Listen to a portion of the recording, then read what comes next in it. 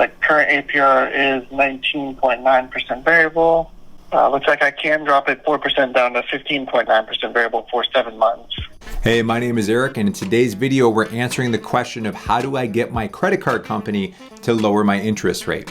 So before you even make a call to your credit card company, you want to make sure you're prepared. And here is the 5-step overview process. Now, we're talking about the fact that knowledge is not power, but ammunition when you are negotiating with your credit card company. Number 1 is figure out what your credit score is.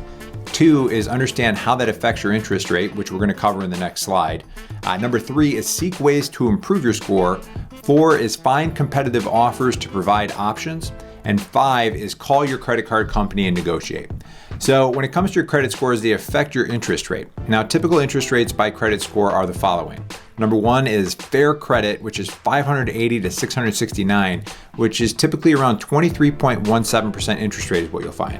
For good credit, which is 670 to 739, you can expect around 20.94% for your interest rate. And for excellent credit, which is anything over 740, you should be around 14.45%. Now, this is according to a Wallet Hub study that was done in 2019. Now, what you'll do is you'll compare your credit score to these ranges to see if you might be paying too much in interest rate to your credit card company. Obviously, if you have a 750 credit score, but you're paying 23% on your interest for your credit card, there's probably a gap here and you can make the call very easily to persuade them to lower your interest rate. So next, what we're gonna do is where do you get your credit score? So one thing you should be aware of is that some credit card providers already offer this for free. So here is a list of different services provided by different credit card providers. In my particular case, I looked into Capital One CreditWise, which makes the conversation pretty easy because you're saying, hey, this is not, Credit Karma, which isn't the most legit credit score. This is actually what you guys are saying my credit score is. So also in addition to that, annualcreditreport.com, they offer free credit reports, which is different than a credit score, but they also have links for credit scores and how you can obtain those. And that's the official site to check because that credit is coming from Experian, Equifax, and TransUnion, and it is 100% for free. It is a legit site, and that is what I would recommend for checking out your credit score and credit report. Now, if you're going to understand your credit utilization and how it affects your credit score. So what is credit utilization? Your credit utilization, sometimes referred to as your credit utilization ratio, is how much you typically owe each month divided by your credit limit. It affects your overall credit score. Here's an example of credit utilization in action. Now, let's say that you have $1,000 average amount of monthly credit with a $5,000 credit limit.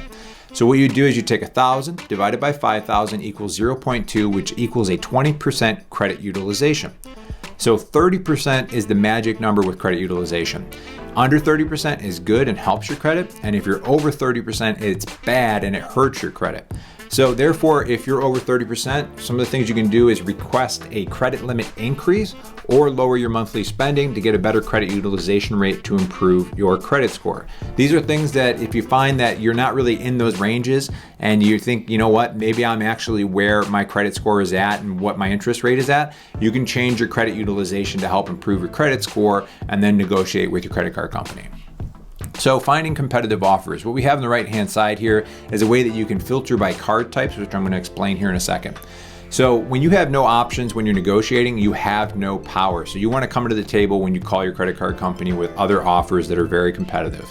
So you can research these available options with lower interest rates. A site that I really like is cardratings.com, which I have a link for in the description below. It is an affiliate link and does not cost you anything extra, but it helps support my channel to be able to make these educational videos, so I really appreciate it. Now, if you look on the right-hand side here, what I did is it doesn't matter what your credit score is, you're still going to be able to filter by either 0% intro APR or low APR offers.